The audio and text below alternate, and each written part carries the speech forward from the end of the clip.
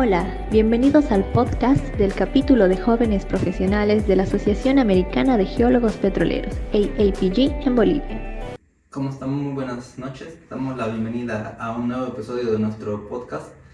En esta ocasión tenemos el gusto de estar con el doctor Miguel Ángel Pérez Leighton. Él es ingeniero geólogo, graduado de la Universidad Mayor de San Andrés de La Paz en el año 1987. Tiene una maestría en palinología que lo realizó en la Universidad de Lieja, Bélgica, en el año de 1990. Posteriormente hizo una maestría en Administración de Empresas en la Universidad NUR en Santa Cruz de la Sierra el año 1996. Posteriormente hizo un doctorado en Geociencias en la UBO de Brest de Francia y en la Universidad de Lieja, Bélgica el año 2007. También cursó un diplomado en docencia universitaria en la Universidad NUR el año 2015.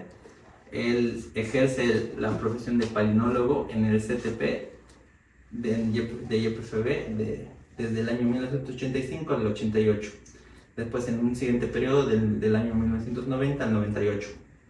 Actualmente es palinólogo independiente desde el 2007 al presente. Además es profesor guía de 2 tesis de maestría en exploración de hidrocarburos en la Universidad de Gabriel René Moreno, de acá de Santa Cruz de la Sierra, y también es fundador y secretario general del Colegio de Geólogos de Santa Cruz. Entonces le damos la cordial bienvenida al doctor Miguel Ángel Pérez Leighton. Muchísimas gracias, Carlos. En primer lugar quiero felicitarles por esta inquietud que tienen para hacer conocer un poco acerca de los profesionales que tenemos en el medio, ¿no? de los hidrocarburos en Bolivia. Y estoy presto a sus preguntas. Bueno, muchas gracias.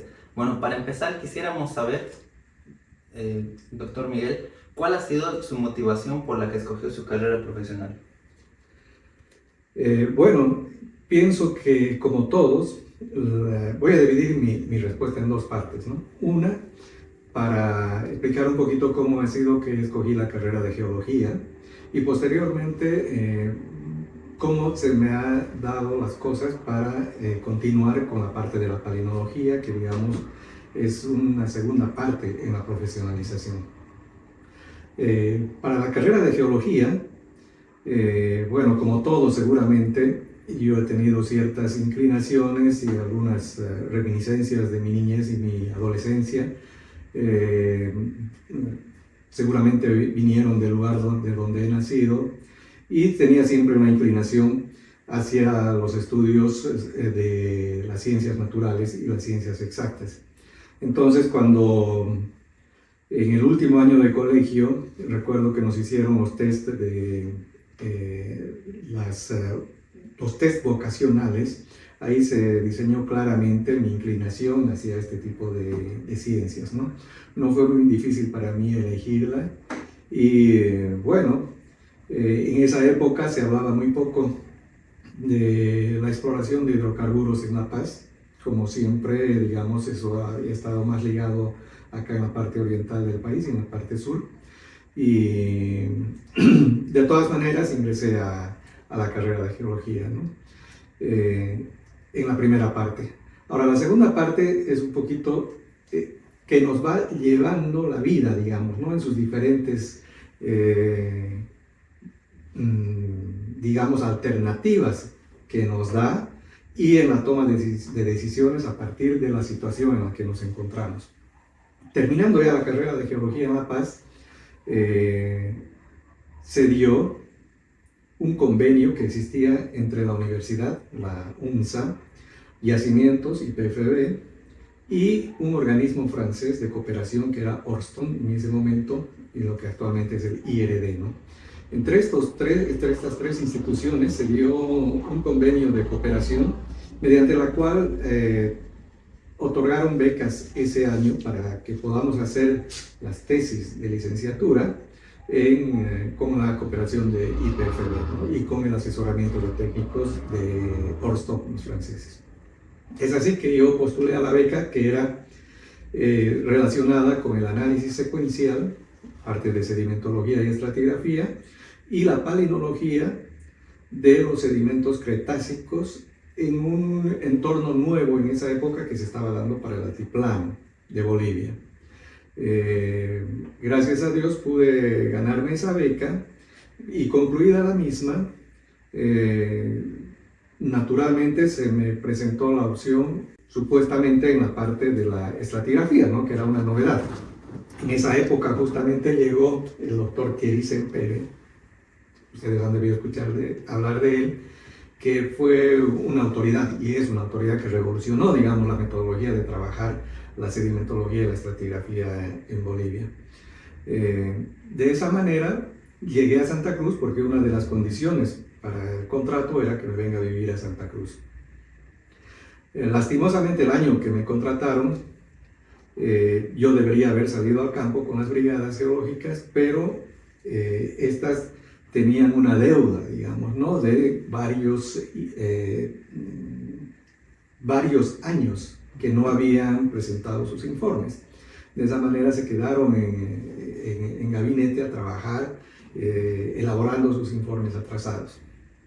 Y, bueno, a mí me contrataron directamente en la gerencia de exploración y ahí llegué a un departamento que era el departamento centro. Como no había, digamos, la forma de trabajar o el lugar en el que pueda aplicar el conocimiento que había estado adquiriendo durante la realización de mi tesis, el jefe de la unidad en la que me encontraba me propuso que haga un entrenamiento en sísmica, en interpretación sísmica, para lo cual habían, digamos, algunos expertos también. Ya estando más o menos encaminada la situación, el jefe se desanimó de que pueda seguir en la sísmica y me dijo que me busque otra unidad, ¿no? Eso me chocó un poquito y bueno, con el pensamiento juvenil y de rebeldía que todos tenemos en esa época, yo dije, bueno, hasta luego, y voy a pedir mi transferencia a otro sector y en el otro ámbito en el que había realizado mi tesis, que era la palinología. De esa manera, pedí mi transferencia al Centro de Tecnología Petrolera, el CTP, que es donde estaba el laboratorio de palinología, pero con la situación de que yo había hecho la palinología del Cretácico en el Paleozoico, porque, bueno, las principales unidades de interés para la exploración de hidrocarburos están en el Paleozoico, ¿no? Especialmente las formaciones conocidas en el Devónico. Una vez llegado al Centro de Tecnología Petrolera, me topé con otra gran sorpresa, porque el jefe de la época, que era una persona que conocía bastante la palinología, había sido entrenado en el exterior, me dijo: bienvenido, Miguel Ángel, aquí tiene su escritorio, acá tiene un microscopio, están las láminas palinológicas, tiene la biblioteca, y bueno, empiece a estudiar. Ahí me di cuenta que el entrenamiento iba a ser complicado, ¿no? Aparte del jefe de laboratorio, que era una persona con mucha experiencia, habían otros dos palinólogos que se habían formado de esa manera, ¿no? Así por su cuenta, autodidactas, digamos, ¿no? A la fuerza, pero en los cuales yo noté, y bueno, no solo yo, ¿no? En todo el ambiente de la exploración se sabía, no se conocía, que no había, digamos, una solidez en su formación. Entonces eran, aunque suene un poquito curioso, eran víctimas de bullying en esa época, estos colegas, porque no tenían esa seguridad en las determinaciones que hacían. Solamente el jefe era el que conocía muy bien la palinología.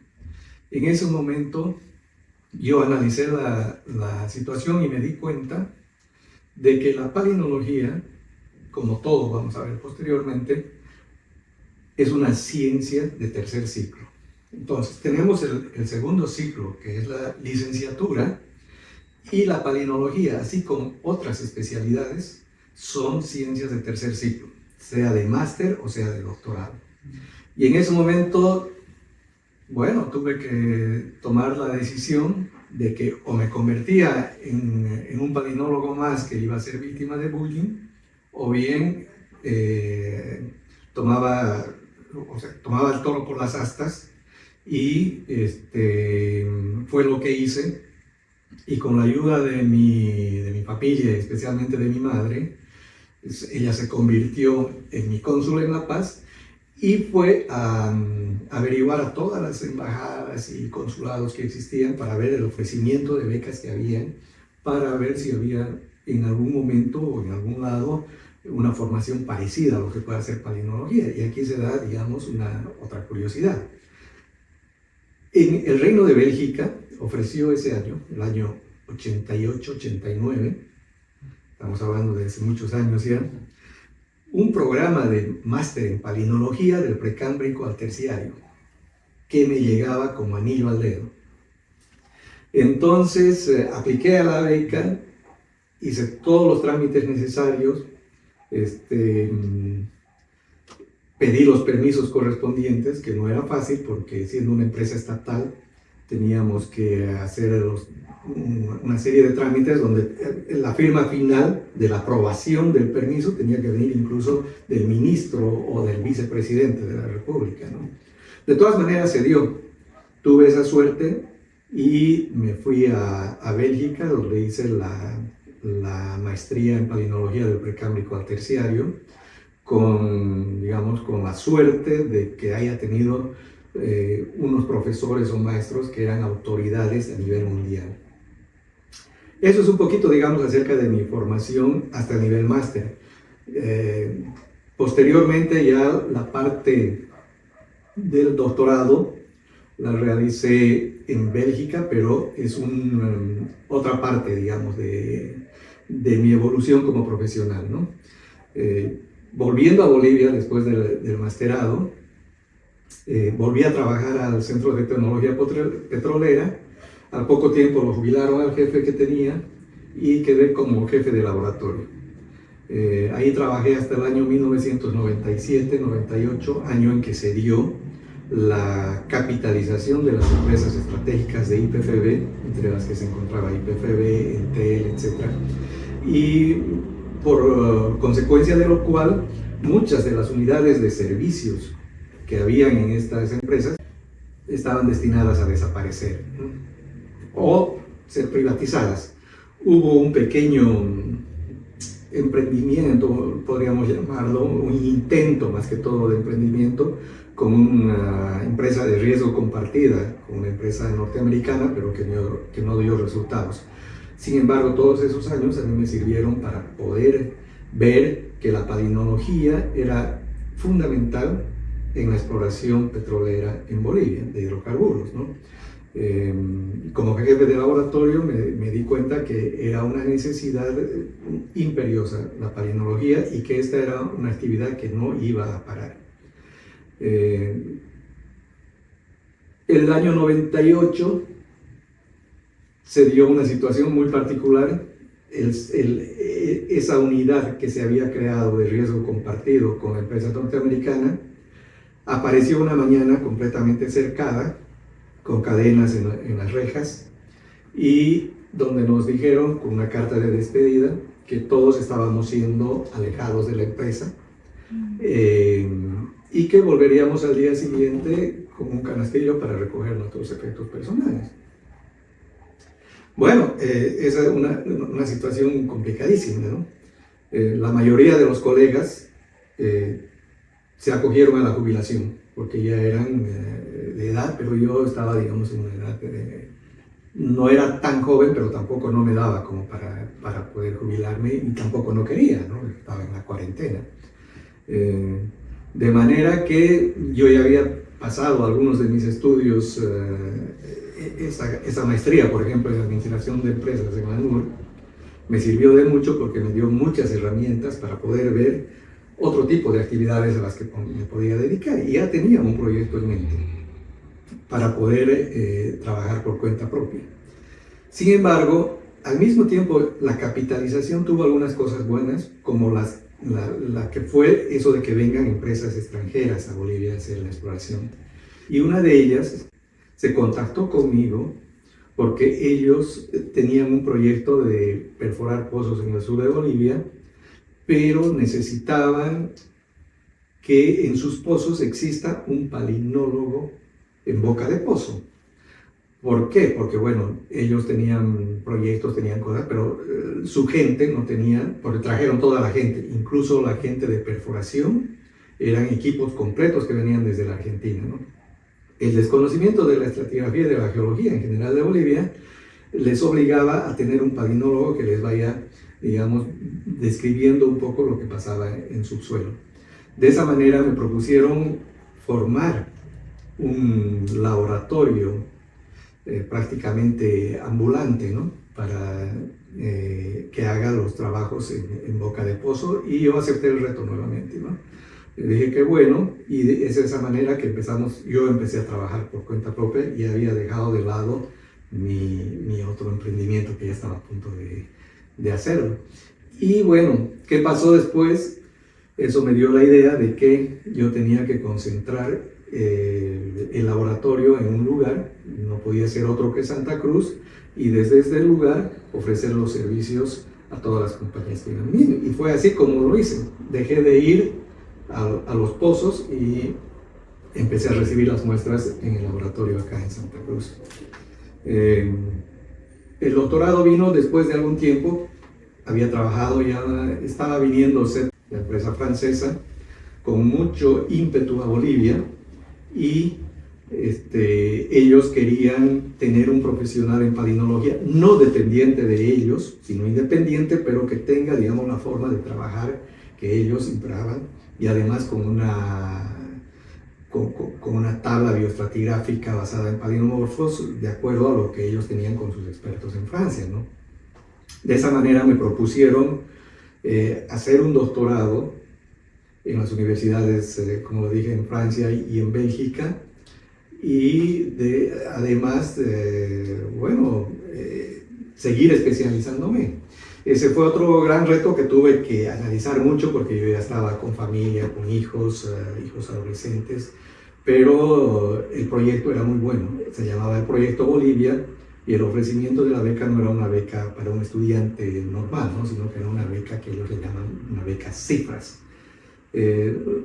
No pude negarme, y como ya tenía yo el idioma por la maestría que había hecho unos 10 años antes, acepté, y de esa manera me fui a Francia.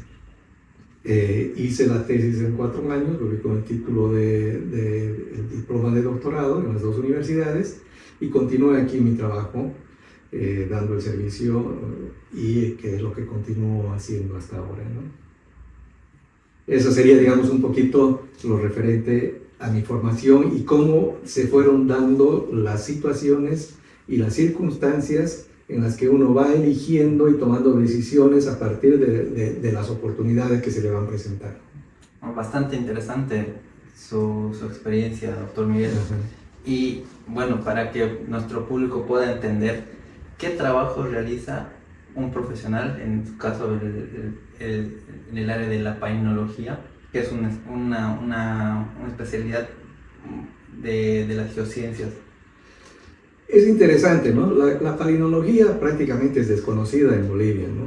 En otros ámbitos, pero sin embargo es una ciencia muy amplia que se puede utilizar en muchas ramas. Por ejemplo, se utiliza en medicina en otros países para el estudio de pólenes, para el estudio de alergias, se utiliza hasta en investigaciones policiales para ver, digamos, mediante el estudio de pólenes en las huellas de gente que está sospechosa de algo, para analizar los pólenes y ver a qué lugares ha podido ir, porque cada polen, cada espora tiene una marca, ¿no? Tiene una marca y uno puede definir eso.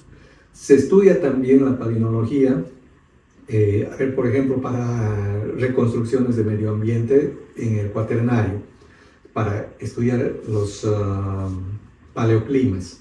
En los últimos 10.000 años se van haciendo reconstrucciones y se va viendo los ciclos, digamos, paleoclimáticos, y se puede ir preveyendo también lo que puede pasar.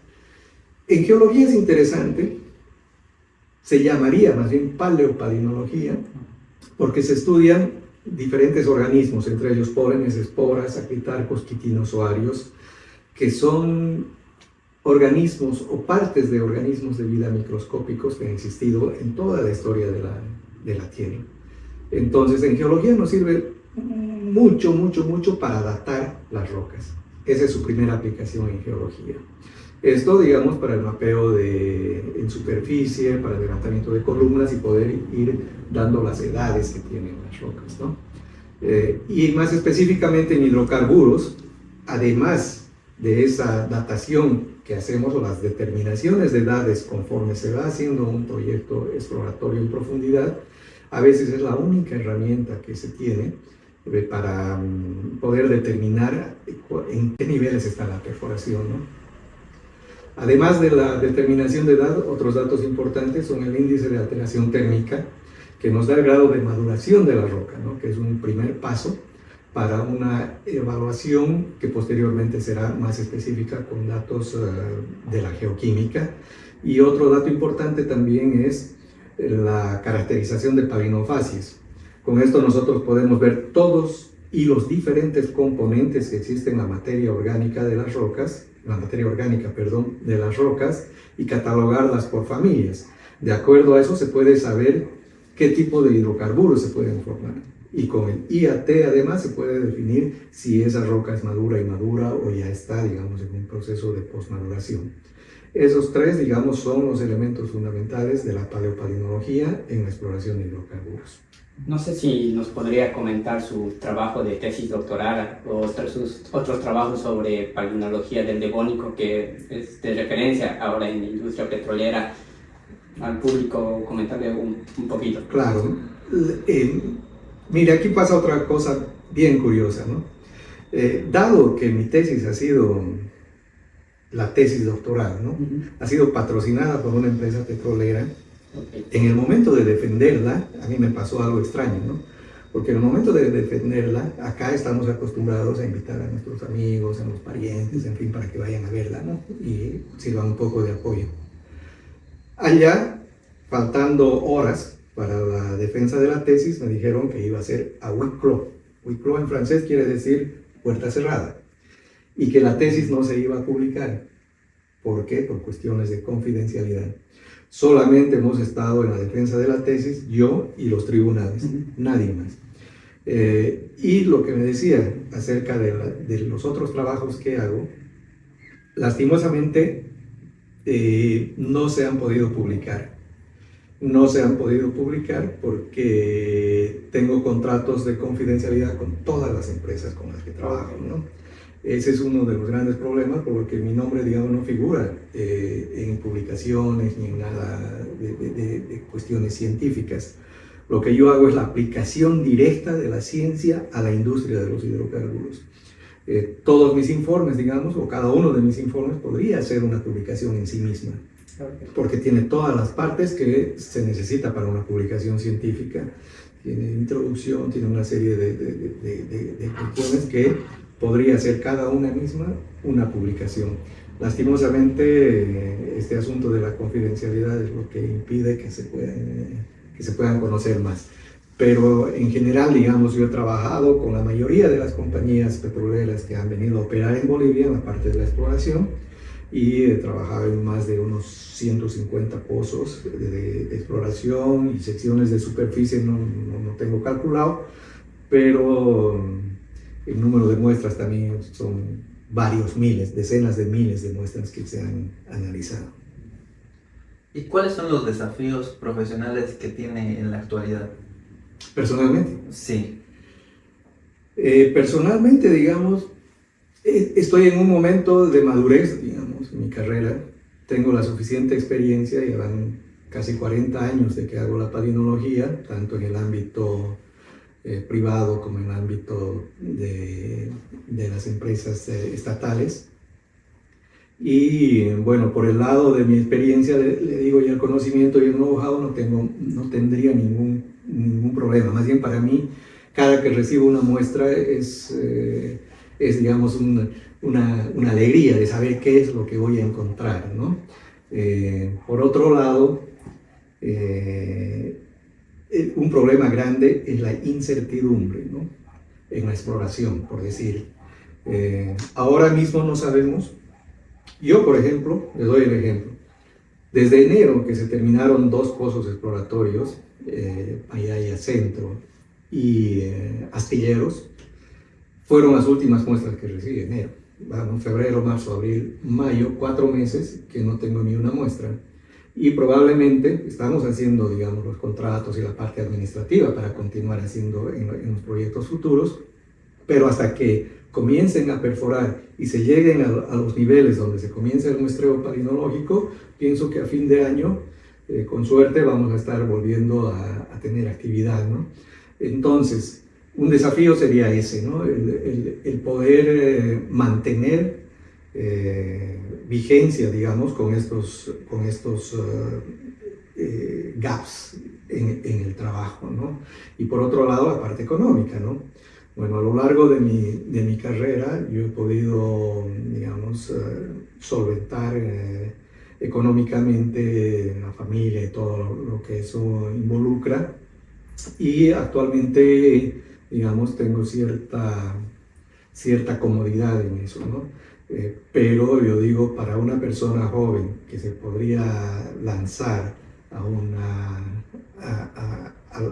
como freelance a un tipo de actividad como esta, sería complicado estar un año sin trabajar, o quizá con ayudantes y una serie de cosas, es complicado. Ese es uno de los principales desafíos, yo pienso, en mi trabajo. Si no, yo, como les digo, estoy bastante cómodo, continuamente estoy actualizándome y, bueno, con la experiencia que tengo, siento que estoy en la madurez de mi profesión. Bueno, pasamos a la siguiente pregunta. ¿Podría compartir un recuerdo memorable que haya experimentado ejerciendo su profesión? Algo que se le venga a la mente. Sí, mire, algo muy interesante que me pasó justamente cuando estaba comenzando a trabajar con una de las empresas privadas. Ocurrió algo bien interesante que me acuerdo ahorita, y es que ya llegando a los niveles sensibles, digamos, ¿no? Estratigráficamente, estábamos en primer lugar, les pongo en contexto, estábamos en un pozo haciendo el trabajo en boca de pozo. Las muestras nos llegaban, cada que salía un par de muestras y trabajábamos, sea la hora en que sea, y los resultados venían inmediatamente, sea a las 2 de la mañana, salía la muestra donde tenía que salir y teníamos que trabajarla inmediatamente. ¿Y qué pasaba con la palinología? La palinología me fue dando que no estábamos yendo secuencialmente como deberíamos ir a lo más antiguo, ¿no? Conforme profundizamos era más antiguo. Y empezaron a salir, los palinomorfos cada vez más jóvenes. Y bueno, yo iba reportando, porque ese ha sido, digamos, uno de mis principios, de que tengo que reportar tal como están las cosas, ¿no?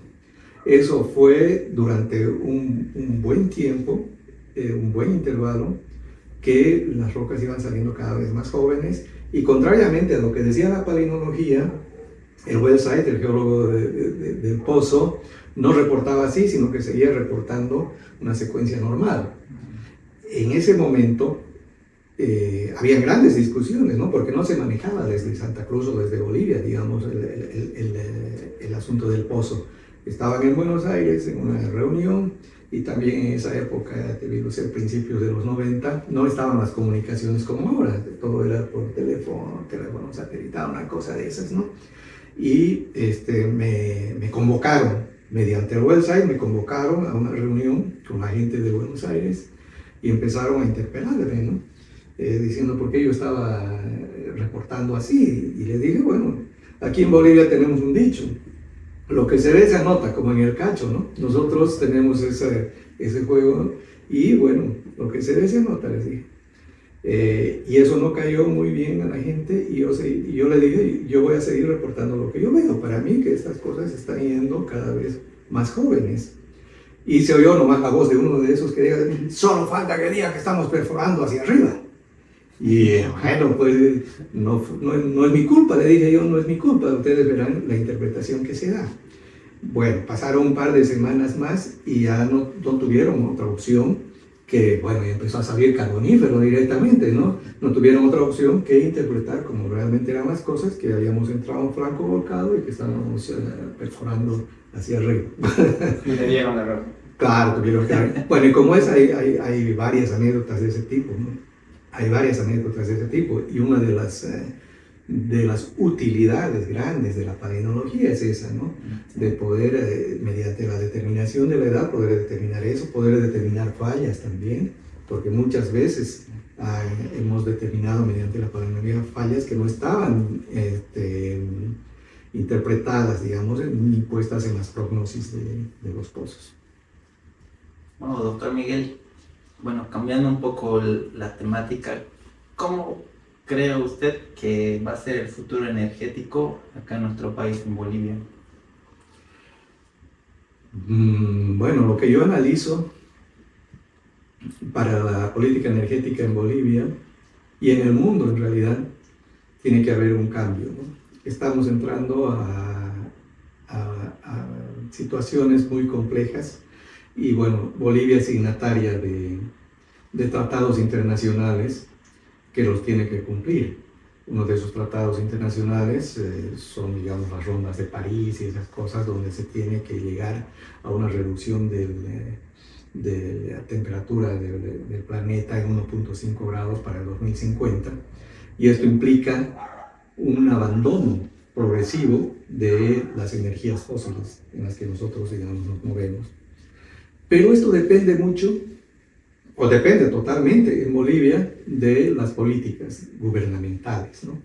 Y en Bolivia lo que yo observo es que todavía actualmente estamos incluso seguimos propendiendo a una matriz energética basada en los hidrocarburos, en el gas.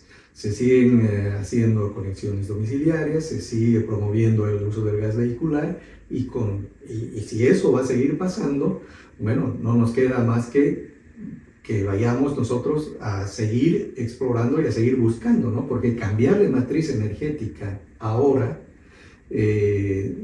pienso que para Bolivia es todavía muy, muy, muy difícil, ¿no? No se ha escuchado hablar de energías alternativas así seriamente, con parques eólicos o parques solares, energías alternativas, nada de eso. Si hay, son pequeños intentos, pero para llegar a eso tendríamos que primero ir paralelamente, ¿no? Ir cambiando la matriz energética, ir viendo, focalizando las energías alternativas, y eso no pasa en Bolivia. Entonces, yo pienso que todavía en Bolivia vamos a tener unas décadas en las que nosotros vamos a seguir funcionando en base al gas y que, bueno, como nuestra matriz energética sigue cambiando hacia el gas, vamos a tener que buscar más gas, vamos a tener que seguir explorando. Y además, como geólogos ya, ¿no? Porque el cambio de matriz energética, las energías alternativas también requieren de minerales.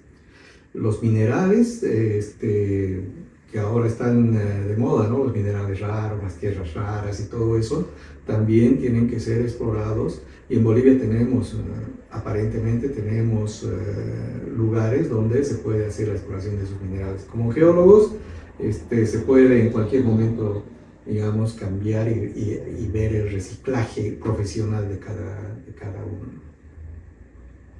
Perfecto. ¿Podría compartirnos un consejo que haya aprendido a lo largo de su carrera y que quiere compartir, algo positivo? Sí, más que consejos, yo diría más bien ejemplos, ¿no? Ejemplos. Yo he tenido ejemplos de mis padres primeramente, ¿no? Ejemplos de honestidad, de responsabilidad, de respeto, ese tipo de cosas que trato de aplicarlos a mi vida y a mi trabajo.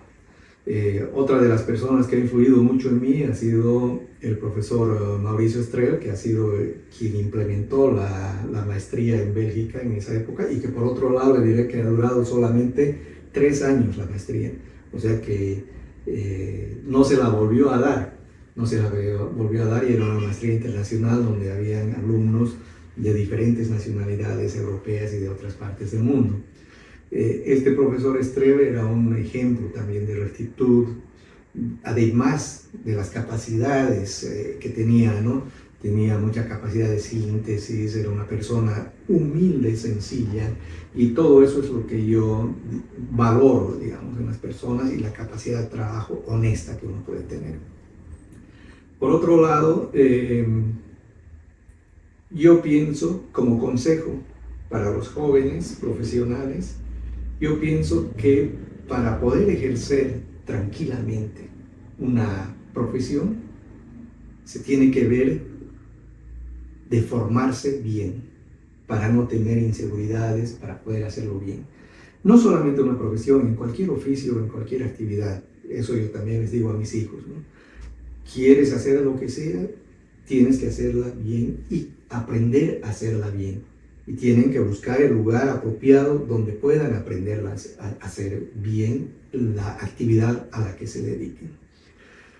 Y finalmente yo tengo un dicho, no es mío, es de un personaje que vivió que lo dijo hace más de 200 años y que lo tenía en un perfil de una de las redes sociales, que dice, este señor es Thomas Jefferson, de hace más de 200 años, que dice: yo creo mucho en la suerte y he constatado que cuanto más trabajo, más suerte tengo. Entonces, eso es una interpretación bastante fácil de decir que el trabajo es lo que nos lleva al éxito, digamos, ¿no? A lo que otros, digamos, pueden decir es suerte. Es suerte lo que ha pasado con este tipo, con este triunfador que hay por allá, o qué sé yo. El trabajo duro, el trabajo responsable, el trabajo honesto. Eso sería, digamos, como consejo. Perfecto. Muchas gracias, doctor Miguel Ángel, por brindarnos esta entrevista, por su tiempo, y le agradecemos a nombre del capítulo de jóvenes profesionales de la APG de Bolivia, y siempre sabemos que igual podemos contar con su participación en nuestras actividades. Así que muchas gracias, doctor. No, a ustedes las gracias y nuevamente les felicito por la iniciativa. Muchas gracias. Y cuenten conmigo para cuando gusten. Muchas gracias. Gracias.